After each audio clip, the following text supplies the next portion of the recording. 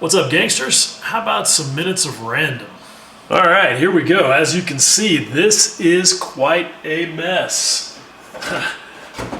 What you have here are all the sprues out of this box, which is, as you can see, the new-ish, anyway, Ming FA18E Super Hornet. And it's my next project I'm pretty stoked about. I'm kind of looking at this as one of these so-called slammer builds or journey builds or relaxation builds, whatever. I've spent most of the last year working on the Hasegawa 132nd P40, which is done and no longer here at the bench.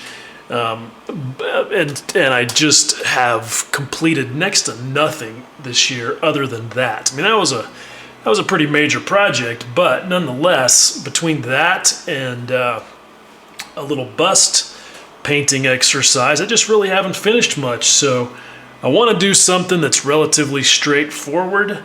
And this is rumored to be a very good kit. Lots of fun, and I love the Super Hornet. The single-seater, not so much on the twin-seater. It kind of looks like a station wagon. So I'm doing the single-seater, and my goal is to finish this by December 31st. So that gives me basically 3 months, and hopefully that's enough. Anyway, so I'm not going to spend a whole bunch of time going over all of what's in here, but I'll just show you a few things. The decal sheet looks lovely, even though I don't expect to use much of it, as is typically the case. I don't know if I'm gonna do all decals or if I'm gonna spray markings, but with a Navy jet like this, you got a lot of stencils and little things like that. So it almost just makes sense to do everything as decals, but I want a different scheme. I don't want to do, as usual, the same old. So as cool as these cartograph decals are, probably not going to be using many of them other than, I don't know, I'll probably use all of this stuff, all the technical stuff. Anyway, so there's that. I've got a bunch of sprues here. Comes with a full set of weapons, and as you can see, they're all sprued out like that on individual sprues. I think the construction on this thing is going to be pretty good. I haven't heard much about fit issues. I think the molding looks excellent. There's a little bit of the detail in the cockpit. Looks really good. I'm gonna set that aside because I'm gonna want that pretty soon. You can see a lot of really nice surface detail. So I think that's gonna be good. It looks like a lot. I thought this was gonna be pretty simple, and it looks like a lot of sprues. A lot of parts, but yeah, it should be good. I'm looking forward to seeing how this thing comes together.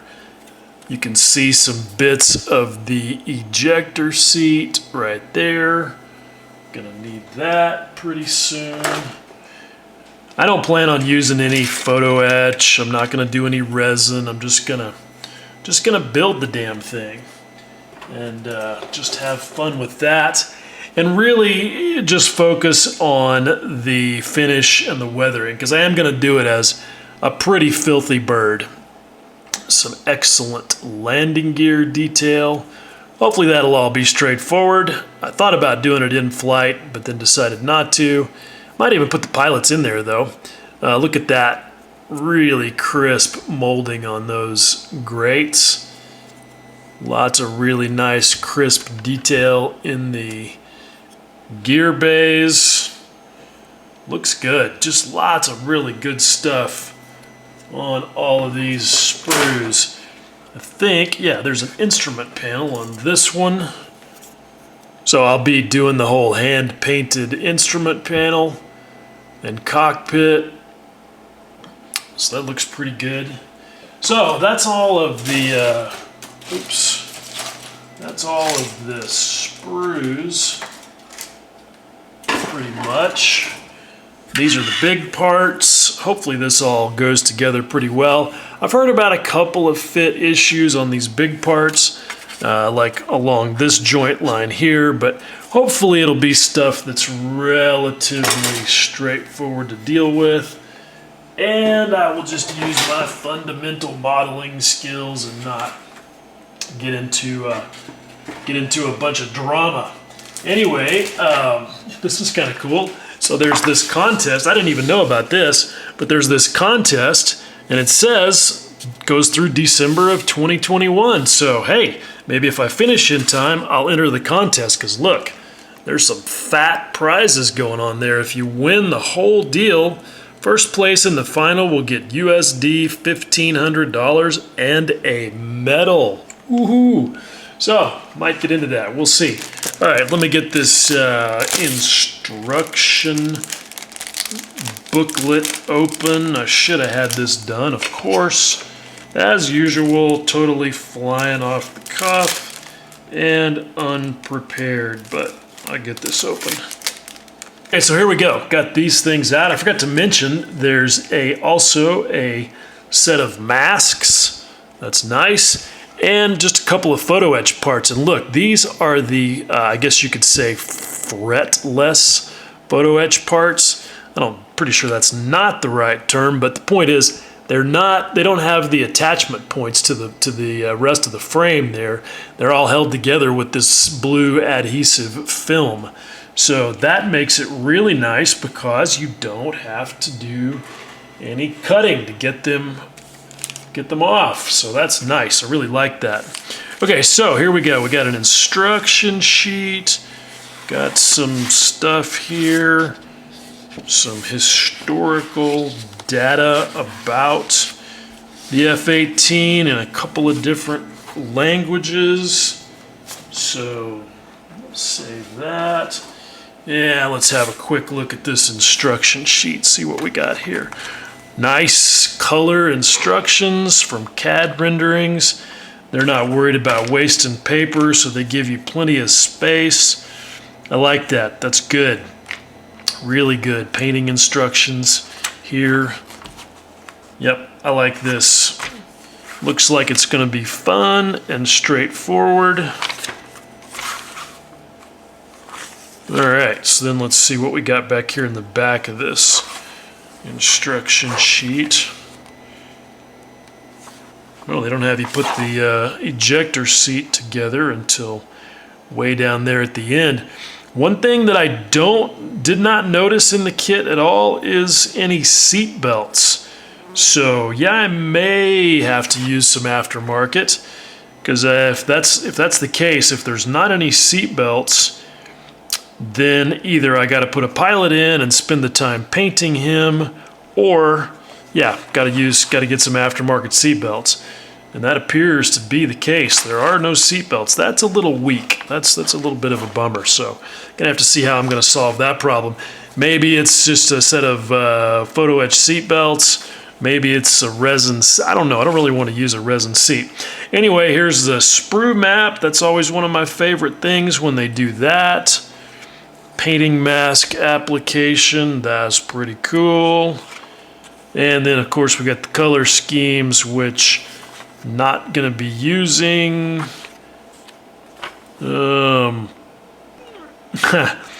This is kind of funny. I saw something about this on the net just earlier today, actually, looking at F-18 reference photos.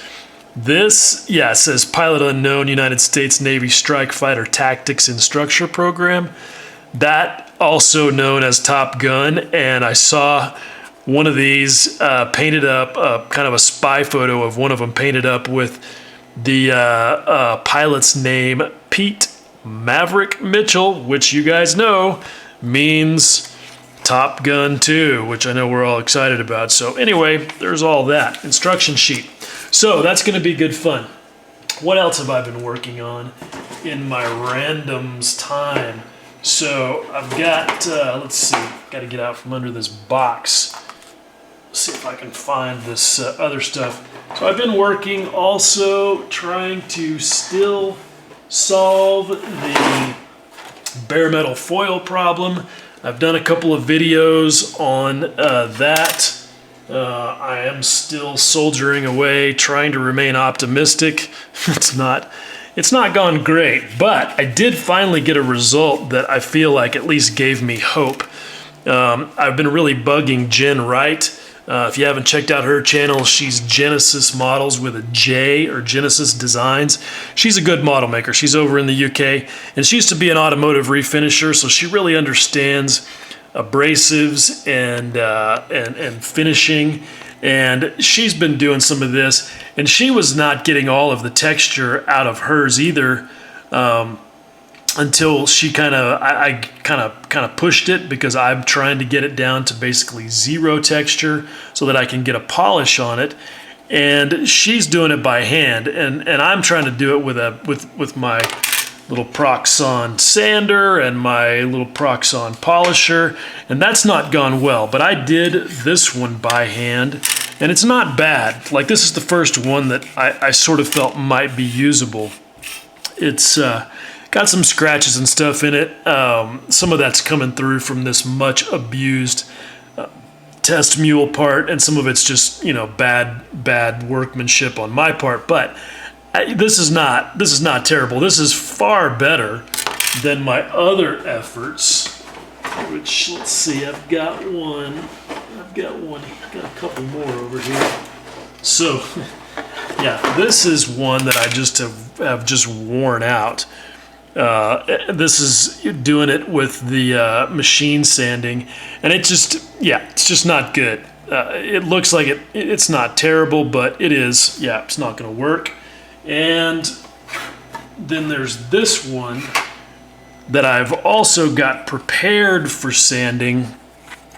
And what's different about this than some of my previous efforts is I've put glue on in a couple of different ways. I've sprayed it on, and I've brushed it on, and you still get texture.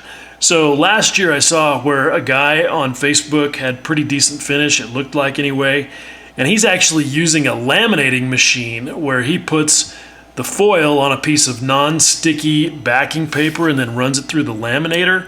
The idea being to basically melt and smash the glue to make it nice and level. So, of course, I spent $40 on a laminator, and that's what this represents.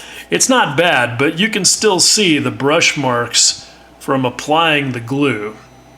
But, again, not terrible. And actually, this one had the glue applied by brush, and I was able to sand it out and not do too bad. So, anyway, that's what's going on with the foil project.